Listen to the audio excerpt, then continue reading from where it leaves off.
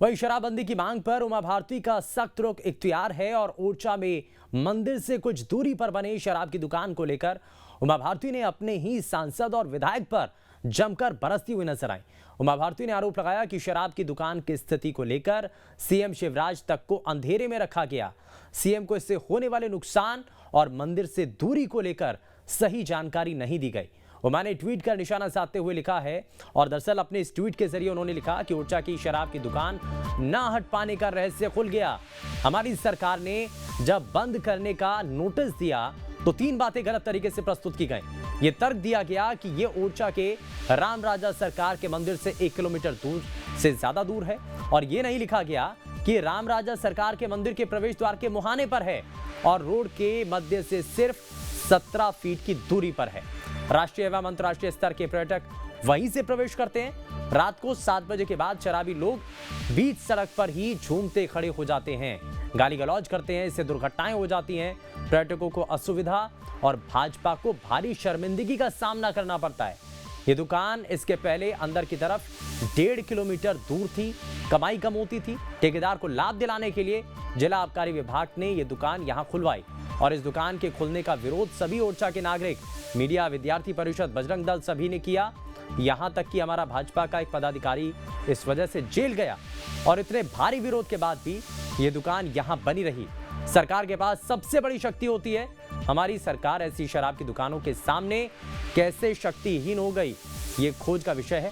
मेरी जानकारी में शिवराज जी को इस संपूर्ण विषय की समग्रता से जानकारी नहीं है। मैं शिवराज जी को जानती हूं, उनकी जानकारी में होता तो ये दुकान कानून व्यवस्था की स्थिति बिगड़ने के आधार पर कभी भी बंद कर सकते थे।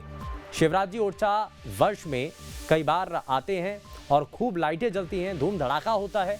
निवाड़ी जिले के विधायक और सांसद हमारे भाई को घेरे रहते हैं, उन्हें वास्तविकता का पता ही नहीं लग पाता और इतनी जानकारी इकट्ठा करने के बाद मैं यहाँ के सांसद विधायक को 100% इसके लिए दोषी मानती हूँ।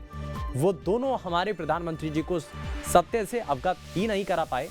अब मैं इन दोनों से बात करूंगी, क्या इन्हें राम का नाम लेने और राम राजा सरकार की जय बोलने का अधिकार है। इनसे मैं सवाल पूछूंगी कि ये जब मिलेंगे तब ये सवाल उनसे पूछूंगी। ये भारतीय जनता पार्टी के नेता उमा भारती की तरफ से बाकायदा ट्वीट किया गया है। मुख्यमंत्री शिवराज सिंह चौहान मंगलवार को भोपाल में लाडली लक्ष्मी योजना कार्यक्रम में शामिल हुए, जिसमें उन्होंने प्रदेश की बेटियों को एक नई सौगात दी। कार्यक्रम में उन्होंने घोषणा की कि अब जो बेटियां मेडिकल या लॉ या उच्च शिक्षा हासिल करना चाहती हैं, उनका फीस भी राज्य सरकार ही भरेगी, जिससे बेटियों को आगे बढ़ने में मदद मिलेगी। गौरतलब है कि मेडिकल जैसी पढ़ाई का खर्च उठा पाना हर किसी के लिए संभव नहीं होता, जिसकी वजह से कई बेटियों का सपना अधूरा रह जाता है।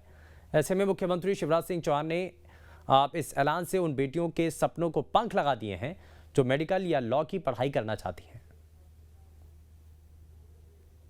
आपकी मेहनत से आपका एडमिशन मेडिकल कॉलेज में, इंजीनियरिंग कॉलेज में और किसी शिक्षण संस्थान में, क्लैक्ट के माध्यम से कहीं लॉ कॉलेज में हो गया, कहीं भी हो, तो ये पुख्ता व्यवस्था हम कर रहे हैं कि वो फीस मामा भरवाएगा, भारतीय जनता पार्टी की सरकार भरवाएगी।